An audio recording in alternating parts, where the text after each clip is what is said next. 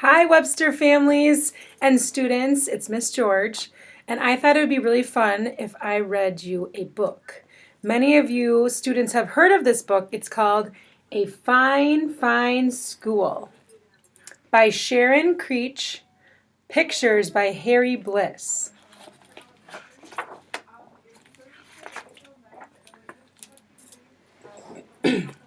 Mr. Keene was a principal who loved his school. Every morning he strolled down the hallway and saw the children in their classes. He saw them learning shapes and colors and numbers and letters. He saw them reading and writing and drawing and painting. He saw them making dinosaurs and forts and pyramids. "Oh," he would say, "aren't these fine children? Aren't these fine teachers? Isn't this a fine, fine school?" Near Mr. Keene's school, Tilly lived with her parents and her brother and her dog, Beans, in a small house next to a big tree. On Mondays and Tuesdays, and Wednesdays and Thursdays and Fridays, Tilly went off to school. At school, Tilly learned her shapes and colors and numbers and letters. Sometimes, when she saw Mr. Keene standing in the hallway, he waved. "Aren't these fine children?" he said to himself. "Aren't these fine teachers? Isn't this a fine, fine school?" On the weekends, Saturday and Sunday, Tilly climbed her favorite tree. And she took Beans on walks and threw him sticks. And she pushed her brother on a swing and tried to teach him how to skip. But on Mondays and Tuesdays and Wednesdays and Thursdays and Fridays, Tilly went off to school. Beans and her brother did not like to see her go. "Hurry, hurry, hurry home," her brother called. One day, Mr. Keene called all the students and teachers together and said, "This is such a fine, fine school. I love this school. Let's have more school. From now on, let's have school on Saturdays too." The teachers and the students did not want to go to school on Saturdays, but no one knew how to tell Mr. Keene that. He was so proud of the children and the teachers, of all the learning they were doing every day. And so that Saturday, Tilly set off for school. "But it's Saturday. What about the swings?" her brother called. The following month, Mr. Keene announced, "This is such a fine, fine school. I love this school. Let's have more school. From now on, let's have school on Sundays too." The teachers and the students did not want to go to school on Sundays, but no one knew how to tell Mr. Keene that. He was so proud of the children and the teachers, of all the learning they were doing every day. And so that Sunday, Tilly set off for school. "But it's Sunday. What about the skipping?" her brother called. The following month, Mr. Keene called everyone together and said, "This is such a fine, fine school. I love this school. Let's have more school. From now on, let's have school on holidays too. On Easter and Ramadan and Thanksgiving and Christmas and Hanukkah. On all the holidays on every calendar." The teachers and the students did not want to go to school on holidays, but no one knew how to tell Mr. Keene that. He was so proud of the children and the teachers, of all the learning they were doing every day. And so, on Christmas, Tilly set off for school. "But it's Christmas. What about Christmas?" her brother called. The following month, Mr. Keene called everyone together and said, "This is such a fine, fine school. I love this school. Let's have more school. From now on, let's have school in the summer too. All summer long, every single day." "How much we will learn," he said. "We can learn everything. We will learn all about numbers and letters, colors and shapes. The Romans and the Egyptians and the Greeks.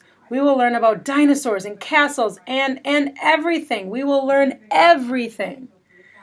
The teachers and the students did not want to go to school on Saturdays and Sundays and holidays, and all summer long. Every single day. But no one knew how to tell Mr. Keene that. He was so proud of the children and the teachers, of all the learning they were doing every day. And so, on the first day of summer, Tilly set off for school. But it's summer! What about summer? Her brother called. And that day, Tilly went to see Mr. Keene. She stood in his office, in front of his desk. What a fine, fine school this is, Mr. Keene said. What amazing things everyone is learning. Yes, Tilly said, we certainly are learning some amazing things. A fine, fine school, Mr. Keene said. But, Tilly said, not everyone is learning.